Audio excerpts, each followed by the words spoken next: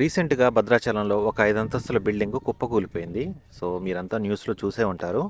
మనది ప్రాపర్టీకి సంబంధించిన ఛానల్ కాబట్టి చిన్న అవేర్‌నెస్ కోసం ఈ వీడియో అయితే చేస్తున్నాను. చివరి వరకు చూడండి. అసలు దీనికి గల కారణాలు, ఎందుకు కూలిపోయిందనేది మీకు సింపుల్ వేలో అయితే నేను ఎక్స్‌ప్లెయిన్ చేస్తాను. దీనికంటే ముందు ఒక వీడియో ప్లే అవుతుంది. అది చూడండి. దాని తర్వాత ఎక్స్‌ప్లెయిన్ పిల్లర్ కెపాసిటీ ఏంది అడగకుండా పెట్టకుండా నేత కంప్లైంట్ ఎంతమంది తలకాయ నొప్పి అందరు కంప్లైంట్ ఎవరు హీరో పక్క వాళ్ళు లేరా ఎవరు చేయరు వాళ్ళు ఉన్నారు పని అయితే చేయబాకండి కాగితాలు తీసుకుని ఆఫీస్కి రండి పని చేస్తే మాత్రానికి నేను చెప్తున్నా నేను మామూలు కాదు కాల్ చేతులు కట్టేసి నాకు ఆఫీస్లో చూశారు కదా. సో, ఇది బిల్డింగ్ కూలక ముందు ఒక అధికారి ఇచ్చిన వార్నింగ్. అయినా సరే వినకుండా వాళ్ళు 5 స్టేర్లు అయితే కట్టేశారు. అది వెయిట్ తట్టుకోలేక పిల్లర్స్ అన్నీ కూడా కొలాప్స్ అయ్యి మొత్తం కూడా కూలిపోయింది. సో, దీనికి గల కారణాలని సింపుల్ వేలో మీకు ఎక్స్ప్లెయిన్ చేయడానికి అయితే నేను ప్రయత్నం చేస్తాను. ఏ బిల్డింగ్ అయినా సరే ఫస్ట్ మనం కన్స్ట్రక్షన్ చేసేటప్పుడు దానికి మెయిన్గా కావాల్సింది పిల్లర్స్.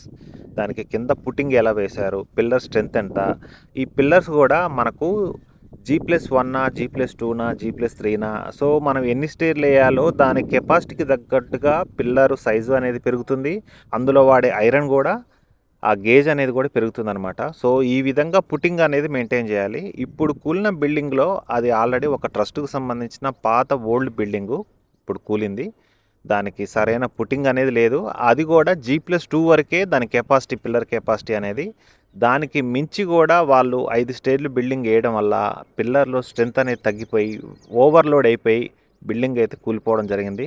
సో ఖచ్చితంగా ఎప్పుడైనా సరే మన ఇంజనీర్స్ మనం ఏదన్నా ఒక బిల్డింగ్ కన్స్ట్రక్షన్ చేసేటప్పుడు ఒక ఇంజనీర్ అనేది ప్లాన్ ఇస్తారు మనకు. ఆ ఇంజనీర్ ప్లాన్లో పిల్లర్ ఎంత సైజు ఉండాలి, ఏంది, దానికి సంబంధించిన డీటెయిల్స్ అన్నీ ఉంటాయి. ఇదే కాకుండా ఈ పిల్లరు స్లాబ్ పోసేటప్పుడు ఒక కట్ట సిమెంట్కి ఎన్ని టెంకుల కంకర పోయాలి, ఎన్ని టెంకులు ఇసుక పోయాలి, సో ఎంత వాటర్ కలపాలి ఏందనేది కూడా మొత్తం కూడా ఒక మెజర్మెంట్ అనేది ఉంటుంది. దానికి తగ్గట్టే ఫాలో అవ్వాలి.